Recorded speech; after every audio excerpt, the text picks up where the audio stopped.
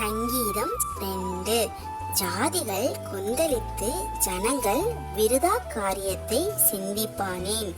கர்த்தருக்கு விரோதமாகவும் அவர் அபிஷேகம் பண்ணினவருக்கு விரோதமாகவும் பூமியின் ராஜாக்கள் எழும்பி நின்று அதிகாரிகள் ஏகமாய் ஆலோசனை பண்ணி அவர்கள் கட்டுகளை அறுத்து அவர்கள் கயிறுகளை நம்மை விட்டு எரித்து போடுவோம் என்கிறார்கள்.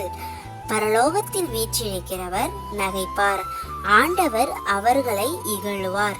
அப்பொழுது அவர் தமது கோபத்திலே அவர்களோட பேசி தமது உக்கிரகத்திலே அவர்களை கலங்க பண்ணுவார்.